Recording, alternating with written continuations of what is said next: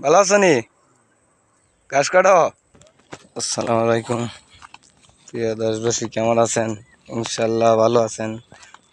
দেখেন, এই যে আমি ক্ষেত লাগাইছিলাম বন্ধু, ক্ষেত দেখার জন্য যাইতেছে। আপনারা একটু লক্ষ্য রাখেন, এই যে ক্ষেতগুলা অনেক সুন্দর সুন্দর। 2-3 দিন যাবৎ ভিডিও বানাইতে পারি না। আজ বিকালবেলা অনেক রোদের তাপ, বিকালে আসছি, যার কারণে আপনার এরকম আপনারা দেশ এবং প্রবাস থেকে যারা যারা দেখতেছেন আপনারা আমার ভিডিওগুলা, আপনারা আমাকে কমেন্টে জানাবেন ভিডিওটা কেমন হয়েছে। আপনাদের কাছে একটা রিকোয়েস্ট, যারা যারা নতুন চ্যানেলে হয়েছেন আমার চ্যানেলটাকে সাবস্ক্রাইব করবেন, বেল আইকনটি বাজিয়ে দিবেন, আর সবসময় পাশে থাকবেন। আমি আপনাদের সর্বোচ্চ ভালোবাসা দিয়ে যেন আপনাদেরকে সেবা দিতে পারি, নিত্য নতুন ভিডিও দিতে পারি।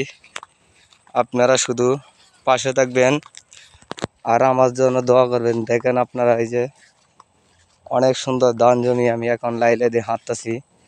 এখন প্রায় সন্ধ্যা হয়ে যাইতেছে। অনেক সুন্দর ছিল, কিন্তু এখন অনেকটাই অন্ধকার হয়ে যাইতেছে।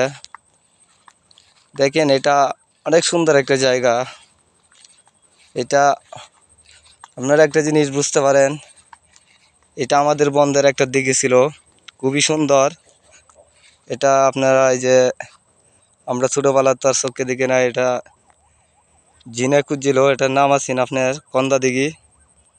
অনেক বড় দিঘি ছিল, কিন্তু এখন আপনারা শুধু একটা পাগার আছে, কাত। এটা অনেক বড় ছিল, যারা যারা এখান থেকে মাছ মারিয়া খাইতো, অনেক সুন্দর সুন্দর মাছ, মানে প্রচুর পরিমাণ মাছ ছিল। কিন্তু আমরা তো আর দেখি নাই, কিন্তু আমরা ছোটোবেলা থেকে দেখতেছি এটুকুই। হয়তো আমাদের সিরিয়ালের আগে যারা ছিল তারাই। কিন্তু আপনারা যারা যারা দেখতেছেন, একটু যারা আমার এলাকাবাসী আছেন বা কিশোর সদরে যারা আছেন, তারা বুঝতে পারবেন। আমি কিশোর সদরের লোক, বিনাটি ইউনিয়ন, গ্রাম দনাইল। এটা আমাদের গুসলাবন, বন্ধের নাম হলো গুসলাবন। আপনারা লক্ষ্য করবেন, আপনারা দেখেন সাইরের মধ্যে অনেক সুন্দর জমি।